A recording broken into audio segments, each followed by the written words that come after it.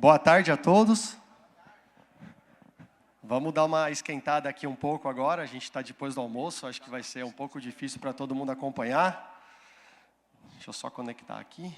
Bom, primeiramente eu queria agradecer a organização da GopherCon. Esse é o terceiro ano que eu estou aqui. Eu acho que, como eu falei com algumas pessoas no backstage, né, a gente tem conhecimento para a gente passar para as pessoas e não para a gente guardar para a gente. Não tenham medo de o que vocês sabem ensinar o próximo, porque aí você vai para o próximo passo. Então, falhou o meu passador. Aí foi. Então, só um pouquinho de mim aqui. Eu sou formado em Ciência da Computação, eu tenho uma pós-graduação em Gestão de Projetos, apesar de não usar, mas foi muito importante ter feito ela, depois de uma década ali já de formação, até mais. Eu já sou desenvolvedor desde o começo da minha carreira, tenho 19 anos de desenvolvedor de software. Há 7 anos eu trabalho com Go. Antes disso, eu era um programador .NET, então eu fiz essa troca de carreira. Foi super dolorido, foi super difícil fazer a troca, porque você troca totalmente seu mindset. E quem já é programador antigo e está indo para o Go, vai sentir isso e é super necessário fazer essa troca de mindset. Eu sou desenvolvedor back-end na Coinbase. Eu gosto de contribuir em projetos open source. Eu sou organizador, um dos organizadores da comunidade de Go em São Paulo. E aí só um recado importante aqui para quem é de São Paulo ou quem não é de São Paulo também. Submetam palestras para a gente. A gente está precisando de gente para palestrar e pegar o seu conhecimento e passar para a comunidade. Bom, mas eu sou de Curitiba, eu sou de Londrina, eu sou de Recife. A gente faz lives também e aí fica fácil, está inclusivo, todo mundo participa. Então, por favor, submetam palestras para a gente. E eu virei palestrante há um tempo já, então eu venho fazendo palestras em alguns lugares. Então, o que a gente vai falar hoje aqui? Eu vou passar alguns passo a passos de como criar um jogo em Go. E por que Go? Porque eu gosto de Go. Então, eu vou fazer as coisas em Go. O que dá para a gente fazer? É o melhor cenário para criar um jogo em Go? Não, não é. Para quem já criou o jogo ou para quem já viu outros jogos, não é feito em Go. Mas para a gente fazer uma brincadeira, para a gente testar algumas mecânicas, é super bacana, é super legal. Então, a gente vai falar um pouco rápido ali qual engine a gente vai utilizar, por que a gente vai utilizar ela. A gente vai entender quais foram os desafios de criar esse jogo. Né? Eu nunca escrevi, na verdade não nunca, mas é o segundo jogo que eu escrevo em Go, mas existem sempre novos desafios no jogo que você está criando, então você precisa entender algumas mecânicas. Legal, em Go vocês nunca precisaram pensar em como que eu detecto colisão.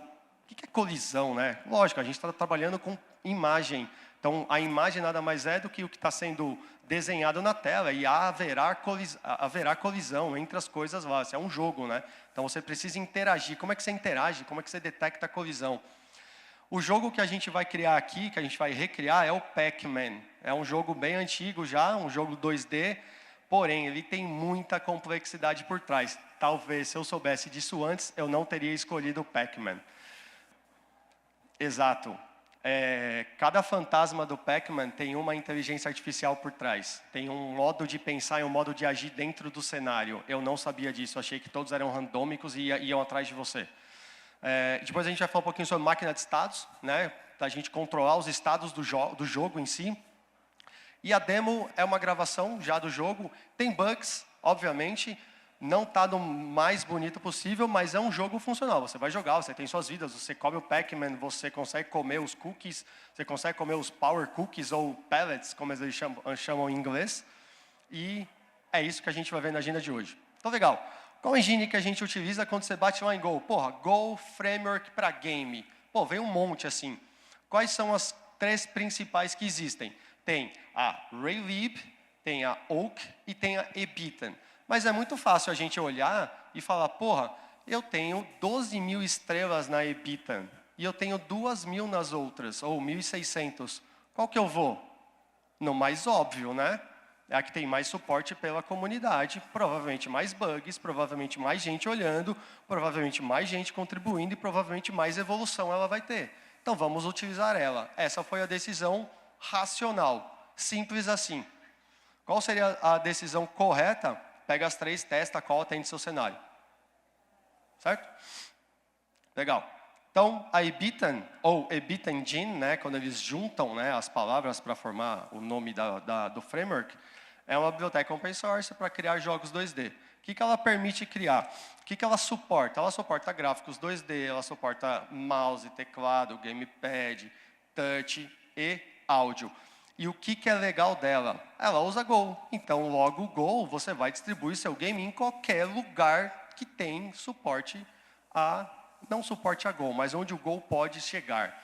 Windows, Mac, Linux, WebAssembly e também a gente está falando de Nintendo Switch e Xbox experimental. Porra, legal, uhul, eu posso fazer um jogo, deployar num cartãozinho do Switch e meu jogo foi feito em Go. Legal pra caramba. Melhor jogo? Talvez não, mas eu fiz um jogo em Go e eu posso distribuir. Legal. Aqui é uma lista, é um print, na verdade, de um... Assim, existem milhares e milhares de jogos escritos já com essa engine Ebitan. São milhares. Então, é só um print aqui bem rápido do que vocês vão encontrar.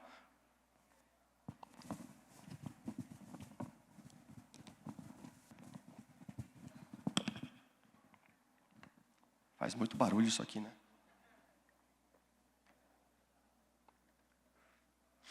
Legal, desculpa. Então, vamos lá. O que eu preciso implementar para fazer o meu jogo mais simples possível? Existe uma interface chamada Game. Essa interface ela tem 3 métodos. Tá? Quais são os métodos que a gente precisa implementar? Update, Draw e Layout. Como é que funciona por trás dos panos? Ela vai fazer sempre... Eu acho que isso eu tenho no próximo slide, eu vou chegar nesse slide. Mas a gente precisa qualquer struct que implementa essa interface, eu consigo fazer meu game funcionar. É simples assim, não tem mistério, é bem fácil. O que é mais difícil é fazer o game em si, mas fazer a implementação é uma coisa muito simples. Legal. A Ebitan roda por padrão em 60 FPS. Então, ou seja, a cada ciclo que ela faz o loop, ela vai estar rodando 1 a cada 60 por segundo. Legal? Então, o mais simples possível é essa implementação. Você tem uma struct, que é um game, que ela implementa o update, que ela implementa o draw, que inclusive vai fazer um print na tela de Hello World. Ela implementa o layout, falando, ó, meu layout aqui é 320 por 240, esse é o tamanho que a tela vai ficar. E na main, você vai dizer para ela, olha, vinha 26, roda o jogo. Vai rodar. Vai ficar lá printando Hello World toda hora. Mas um jogo não é isso, né? Um jogo tem interação. A cada ciclo você precisa calcular a próxima posição. Você precisa saber se teve colisão. Você precisa talvez colocar uma música para tocar. Você, pô, teve colisão, preciso botar um áudio para tocar. Preciso capturar input do usuário. Olha quanta coisa você tem que fazer. Então você tem que fazer também e pensar que tem que ser rápido. Porque se você colocar um time sleep dentro do seu update, o que vai acontecer? Você matou seus 60 FPS. Você não vai rodar mais de 60 FPS, vai depender do seu sleep ali. Então, a ideia é que você rode isso muito rápido. Tá? Legal. Alguns exemplos do que a Ebitan é capaz de fazer. Pode fazer uma animação. O que é uma animação? É uma sequência de imagens que fica trocando e parece animado. Mas, na verdade, é uma sequência de imagens, assim como tudo na vida, né? Essa tela está piscando a tantos hertz, ou seja, a gente só está vendo ela assim porque ela está piscando. Na verdade, ela, né, não está acesa direto. Então, se a gente for para o jogo em si, esse é um sprite. Sprite é o nome das imagens usadas nos jogos. Esse é o sprite que eu utilizei para fazer algumas coisas do Pac-Man. Então, o lado direito, que é o terceiro quadrante, mostra os sprites de cada fantasma, os sprites do próprio Pac-Man. E aí a gente pega posicionalmente cada um e fica trocando de tempos em tempos para saber qual que é a parte do fantasma, a parte do Pac-Man que eu preciso exibir na tela. Legal? Então, se vocês repararem, por exemplo, vamos olhar o fantasma vermelho. Ele tem 8 imagens. Só que ele tem 2 imagens olhando para um lado, 2 imagens olhando para cima, 2 para baixo. O que muda entre elas? A saia. Então, vocês vão ver o Pac-Man fazer assim, ó, o fantasma fazer assim, ó, tic, tic, tic, tic, tic, balançando a saia. Legal? Sei lá se é saia o nome disso daí. Mas é a parte de baixo dele. Tá bom?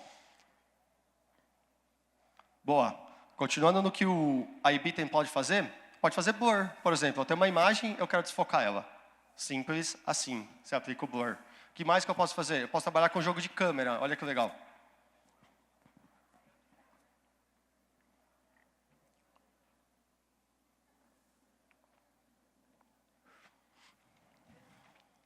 Esse eu acho muito legal, olha que legal. Não dá para ver na resolução aqui. É a escrita e vem como se fosse uma bala e ela estoura tudo em várias partículas. É muito legal. Também não está dando para ver porque isso aqui virou um GIF, então já perdeu qualidade, tá? Se for um vídeo, provavelmente ia melhorar. Então ela estoura, assim, é muito você faz com o Ebitan. Obviamente você usa uma outra biblioteca também para gerenciar essas partículas. Legal? Então assim, é possível fazer muita coisa. Pô, eu tenho uma ideia de um jogo bacana que eu posso fazer. Dá para fazer. 2D, né? Não dá para 3D, acho que não vai dar para fazer legal. Posso fazer fumaça.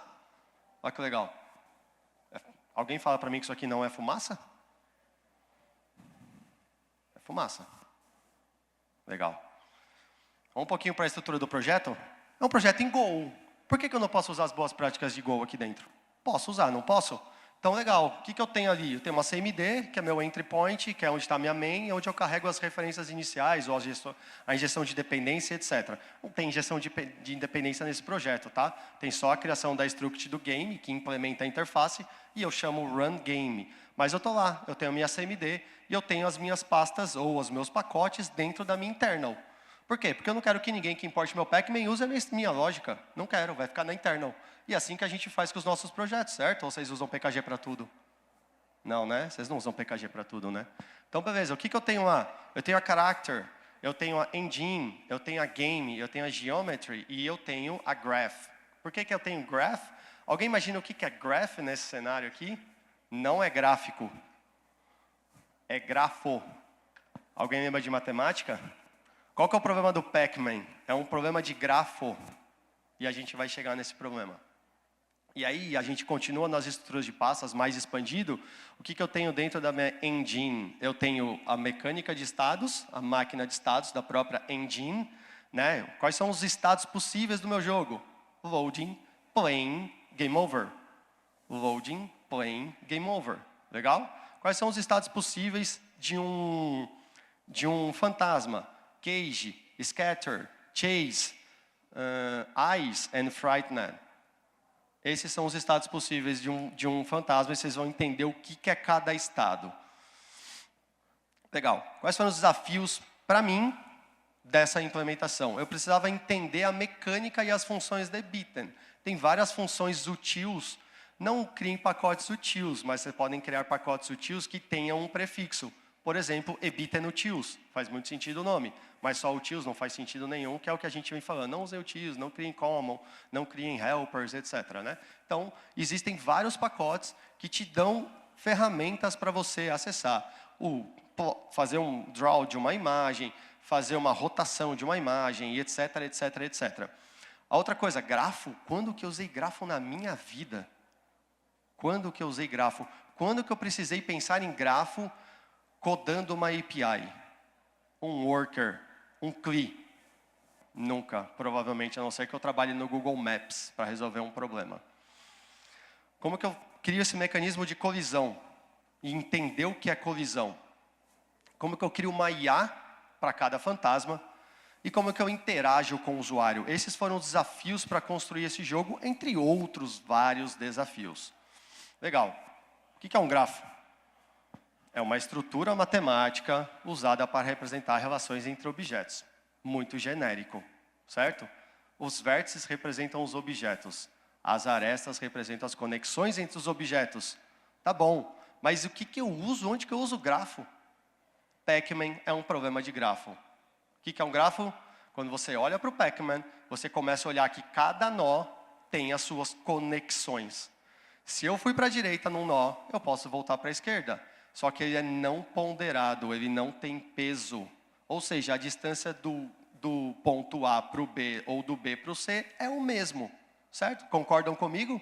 É a mesma distância, eles estão sempre na mesma distância. Então, quando a gente vai para as definições de grafo, a gente está falando que a gente está usando um grafo direcionado, ou na matemática é chamado de dígrafo. Legal? O que é um grafo direcionado? As arestas têm direção, indicando que a conexão vai de um vértice para o outro. Certo? É o mesmo problema do Pac-Man. Cara, eu estou numa posição X com o meu Pac-Man. Eu preciso ir para o lado. Qual que é a direção? Eu posso ir para essa direção? Posso. Não, eu não posso. Cheguei na parede, eu posso passar pela parede? Não. O fantasma poderia passar pela parede, ia ser bem legal, né? Mas eu não posso. Tá, legal. Então, como que a gente faz um grafo em Go? Simples assim, né? Temos uma estrutura grafo com os nossos nós. Por que é um mapa de string por um ponteiro de nó? O de 1, complexidade. Eu quero chegar no nó direto, eu já passo no mapa. Certo? Não é um array, não preciso ficar interagindo em cima dele, não preciso ficar iterando em cima dele. E o que é meu nó? É meu x e y e os meus edges, os meus vizinhos. Certo? E o meu vizinho está ligado numa direção. Olha, eu estou aqui no 00, 01. Você é meu vizinho? É, então eu tenho conexão com você. E vice-versa, né? Nesse caso, porque é direcionado. Legal? Boa. Olha que coisa bizarra isso aqui.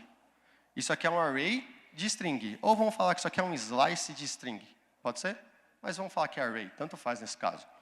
Então, cada linha representa o mapa do Pac-Man. Cerquilha é parede.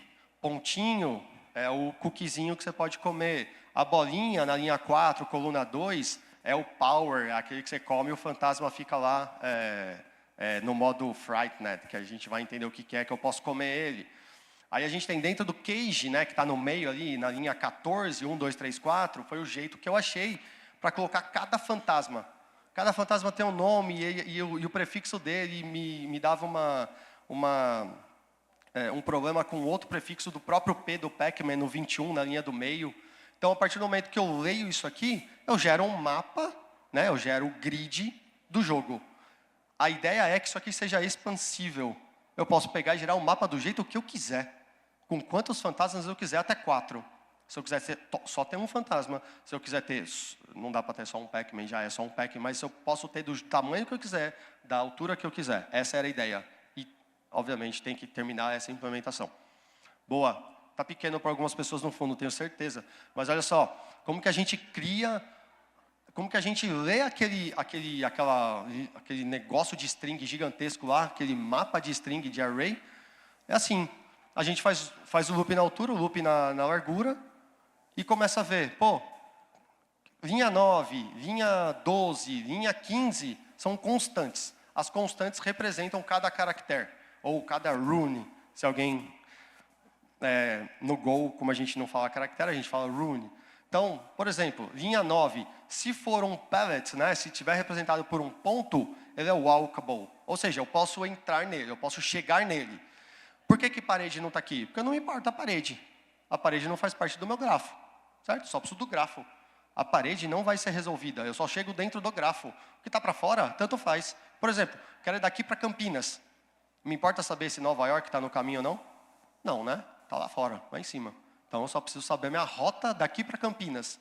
Legal? Então, é isso que a gente está fazendo aqui. E aí, como que a gente gera os vizinhos? A gente corre em todos os nós e fala, você tem vizinho? Tenho. Então, coloca você como meu vizinho. Que posição que você está? Sei lá, tô no up, tô para cima, tô para baixo, tô para a direita, tô para a esquerda. É isso que a gente faz em cima aqui de todos os nós depois que a gente monta. Isso aqui é uma operação super rápida, apesar de ter loop do loop no outro, tá? Legal. Boa. Tem o grafo. Agora a gente precisa ter o quê? Um mecanismo de colisão. Esse mecanismo de colisão ele foi utilizado no outro jogo que eu fiz, que é o Pong, que é um jogo mais simples ainda. Quem é da década de, acho que é 70, talvez, o Pong, ou 80, que você joga com aquelas raquetinhas uma do outro lado aqui e fica uma bolinha passando. Legal, eu fiz o Pong com suporte a multiplayer. Olha que bacana. Eu estou aqui, você está aí, a gente joga multiplayer. Outras complexidades, certo? WebSocket, latência, né? Matchmaking, espectador. Então, isso é uma outra palestra, um outro problema. Mas esse foi utilizado para detectar colisão lá. Mas aqui é muito simples. É a colisão de retângulos. Beleza? Eu recebo um retângulo e vejo se ele tem uma colisão ou se ele intersecta com outro retângulo. Intersectou, detectei colisão. Simples assim, é 2D. Não é 3D, eu não preciso saber na profundidade, não preciso saber na altura, é 2D. Como que a gente detecta a colisão no Pac-Man? É uma função que fala, está perto o suficiente, tanto faz se está 3 pixels para a direita ou se está grudado. Nossos olhos não vão perceber pela velocidade. Então, a gente cria uma função falando assim, cara, eu considero um threshold aqui de 0,25, que é um número meio mágico, e esse cara me dá mais ou menos 8 pixels se o meu tamanho eu nunca lembro essas traduções de palavras, às vezes na minha cabeça eu não consigo lembrar, mas se eu tenho 32 pixels para cada casa do meu grafo, né, no grafo desenhado em si, é mais ou menos 8 pixels. Então, se você chegar perto de 8 pixels, você já está perto o suficiente, já falou, pode comer.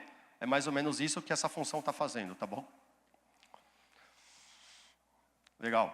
Então, mais ou menos isso, a gente usa essa função como o nó que eu estou, ou o próximo nó, ou qualquer nó, até porque ela está em cima do nó. Estou perto, cheguei lá, o cheguei lá, na verdade, é só uma função para chamar aquela função, legal? Então, cheguei lá estou perto o suficiente dessa posição? Estou. Faça alguma coisa, beleza? É isso que a gente está fazendo para detectar colisão.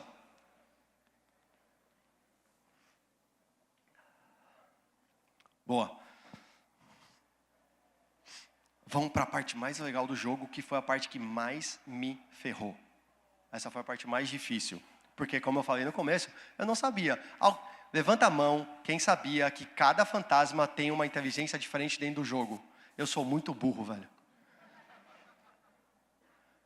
Eu tenho 40 anos de idade, eu jogo jogos há sei lá quanto tempo. Eu não sabia.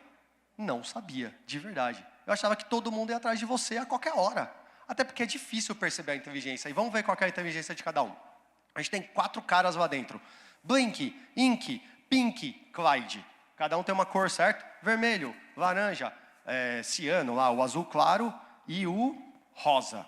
Legal. O que o Blink faz? Vai direto atrás do Pac-Man. Não importa onde você está, ele vai atrás de você, não está nem aí. O que o Pink faz? Ele vai tentar ficar sempre 4 blocos à sua frente. Você está aqui, ele já está lá. Você está voltando, ele está voltando com você mais 4 blocos. Legal? O que o Ink está fazendo? Aí ferrou. É um vetor.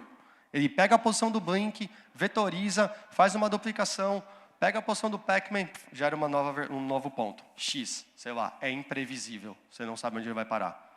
E o Clyde?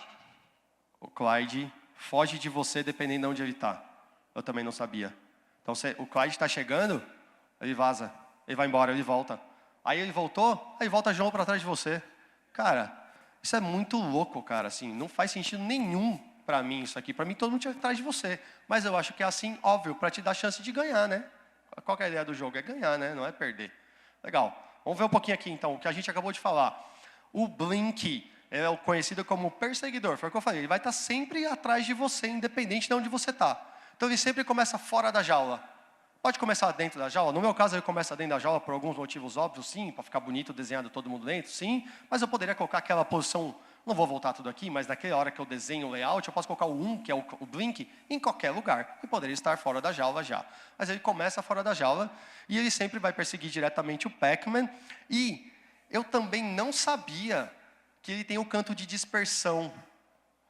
Quando ele não está atrás de você, ele volta para o canto dele. Ele bota o rabinho atrás das pernas aqui, ó, e vai embora para o cantinho e foge.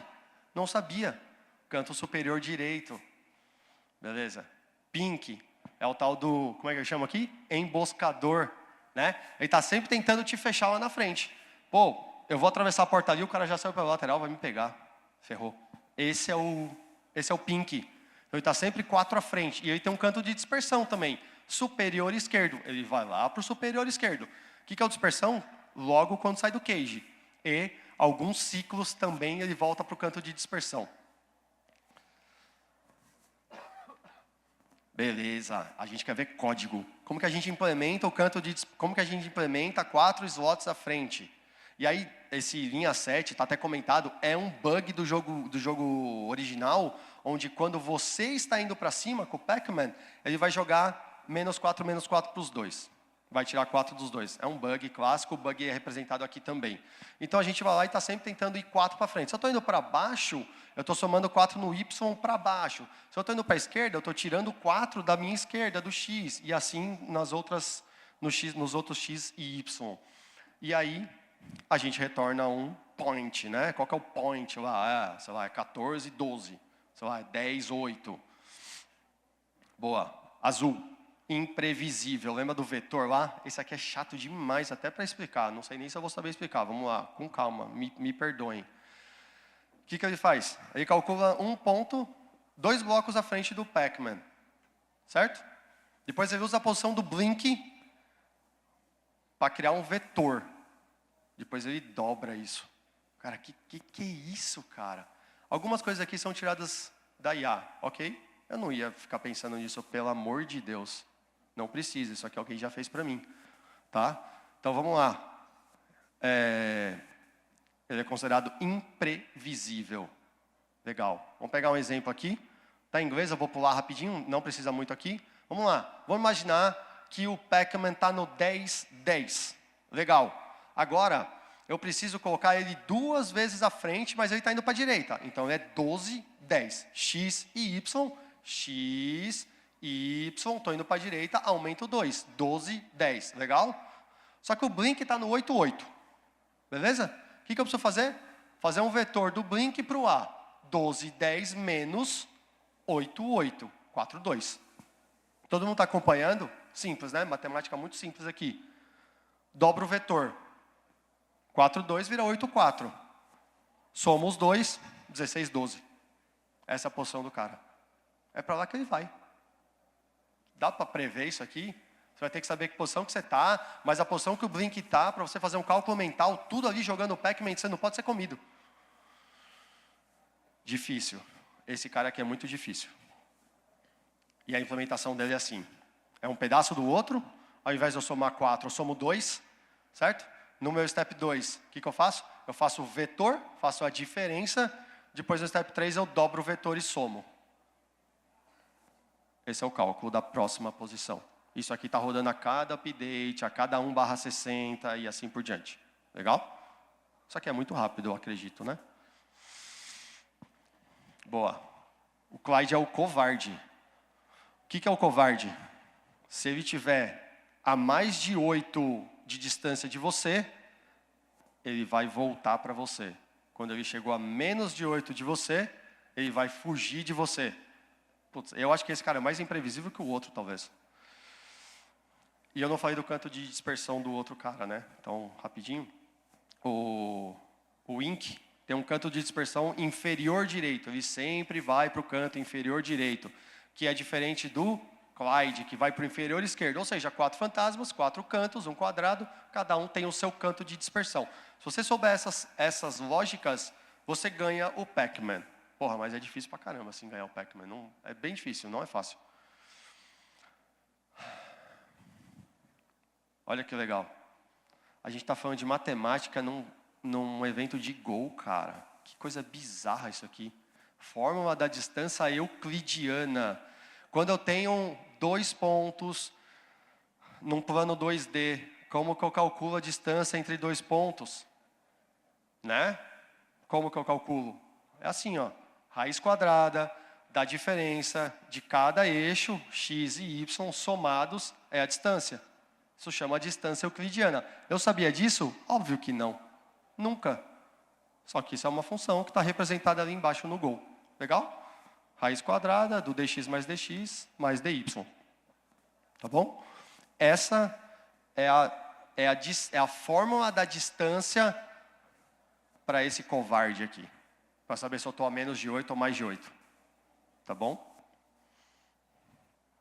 E aí, um pouco mais visual, né? Então a gente tem os pontos A, o ponto B, a distância euclidiana ela mede a distância entre esses 2 pontos. Isso a gente já sabe.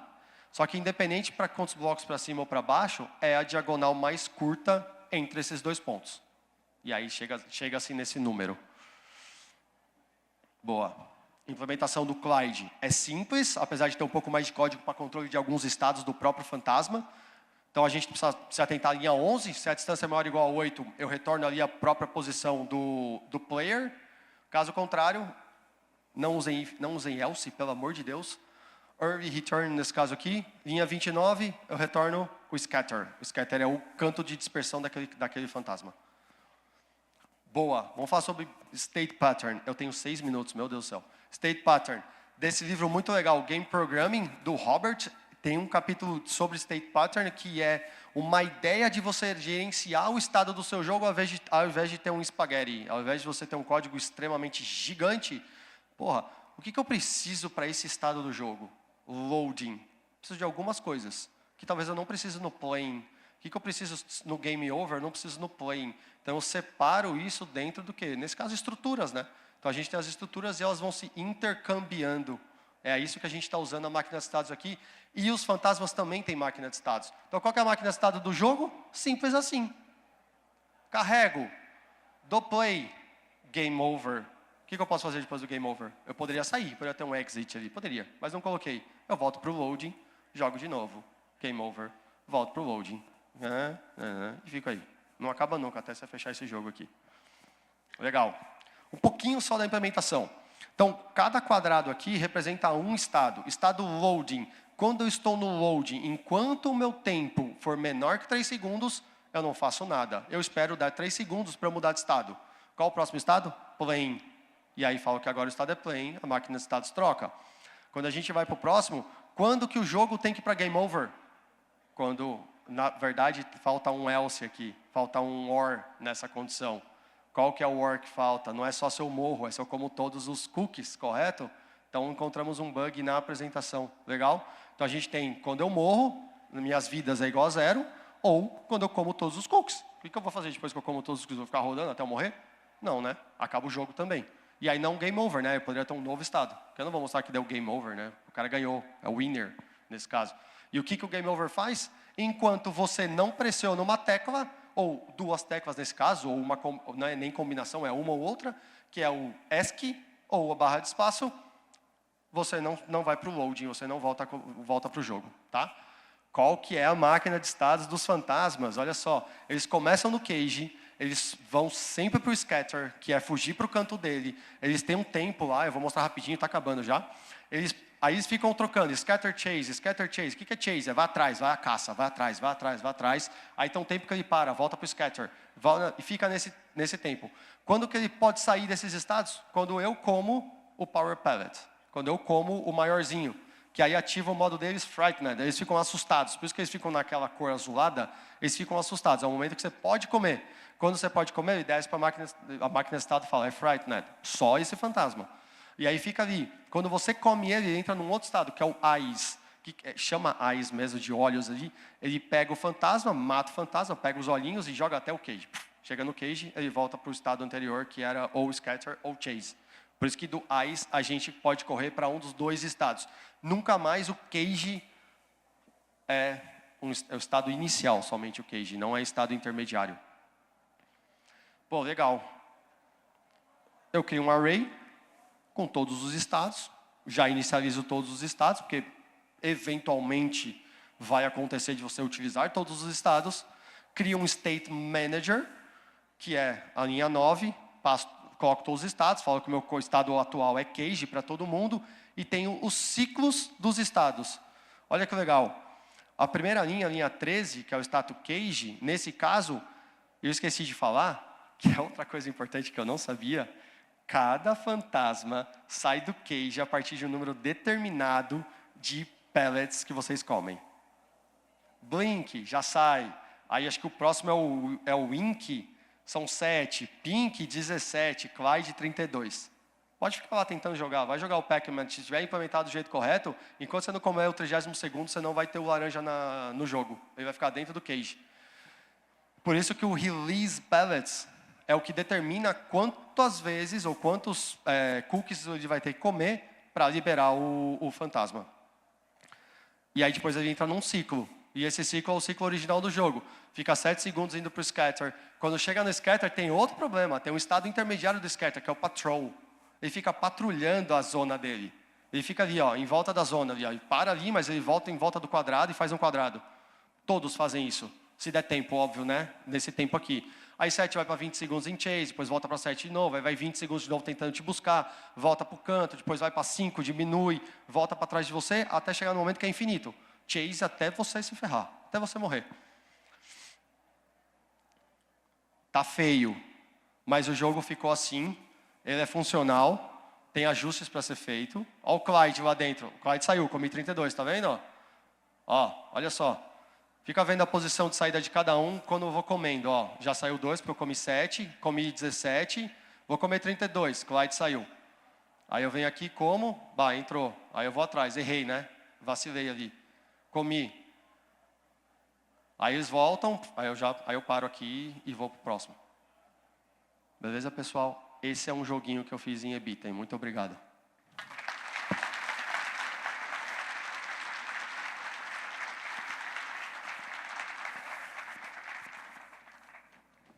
Show de bola. Eu quero queimar 45 segundos na pergunta aqui. Não, tô zoando. Cara, parabéns. É um jogo que parece simples, né? Mas quando tu começa a ver essas regrinhas todas, caramba, cara. Bizarro. Cara, brigadão. Parabéns pela palestra.